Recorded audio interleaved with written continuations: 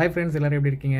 நல்லா இருக்கீங்க நம்புறேன். இன்றைக்கி குயிக்காக அந்த வீடியோவில் என்ன பார்க்க போகிறோன்னு பார்த்தீங்கன்னா, ஸ்டாக் மார்க்கெட் ரொம்ப நல்லாயிருக்குன்னு நம்ம சொல்லியிருப்போம். என்னடா நல்லாயிருக்குன்னு சொல்கிறது பார்த்தா மார்க்கெட் டவுனில் இருக்குது. இன்வெஸ்டரான நமக்கு வந்து இது ரைட்டான டைமாக நம்ம இன்வெஸ்ட் பண்ணுறதுக்கான ஆப்பர்ச்சுனிட்டிஸ் வந்து பார்த்திங்கன்னா நல்லாயிருக்கு.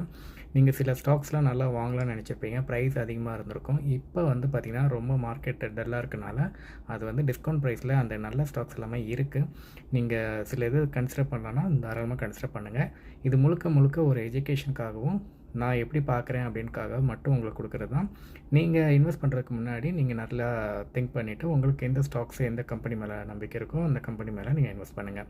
நான் செபி ரெஜிஸ்டர் அட்வைஸ்லாம் இல்லை, அதே மாதிரி இது ப்ரொமோஷனல் வீடியோலாம் கிடையாது. ஸோ வாங்க இன்றைக்கி வீடியோக்குள்ளே போகலாம்.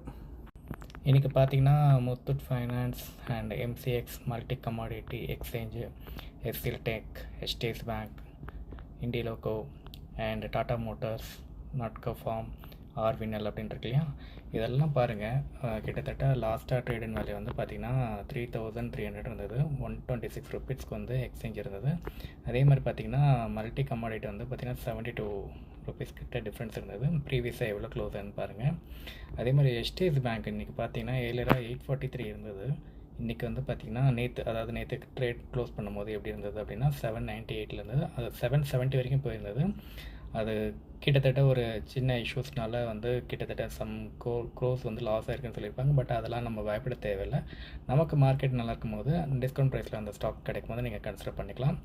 அதே மாதிரி வந்து பார்த்திங்கன்னா இண்டிலோகோ அப்படின்ற இருக்குது இல்லையா, அது பாருங்கள் 933 இருந்ததுக்கு நேற்று 897 இருக்குது. கிட்டத்தட்ட ஒரு 36 ரூபா இருக்குது. ஸோ நீங்கள் எல்லாமே இந்த மாதிரி ஒரு ஸ்டாக்ஸை வந்து நீங்கள் வாட்ச் லிஸ்ட்டில் பண்ணிக்கிங்க. நான் வந்து பார்த்திங்கன்னா HDFC பேங்க்கில் எஸ்சிஎல் டெக்கு, முத்தூட் ஃபைனான்ஸ், ஆர்வினல், BHL அந்த மாதிரி நிறையா பார்த்துட்டு எனக்கு எது பிடிச்சிருக்கோ நான் அந்த டைமில் வந்து என்ன மார்க்கெட்டில் என்ன ப்ரைஸில் இருக்கோ அதை நான் திங்க் பண்ணிவிட்டு எனக்கு சூட் ஆச்சுன்னா நான் அதில் வந்து இன்வெஸ்ட் பண்ணுவேன்.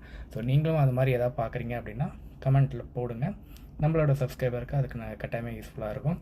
இது பேஸ்ட் ஆன் வந்து நேற்று நடந்த டேட் படி, சரிங்களா? அதாவது 3/19/2026 மார்ச் 19 படி பார்த்தீங்கன்னா இந்த ஸ்டாக்கோட ப்ரைஸு இது இன்றைக்கி வந்து சேஞ்சஸ் ஆகிறது காலையில் வாய்ப்புகள் உண்டு.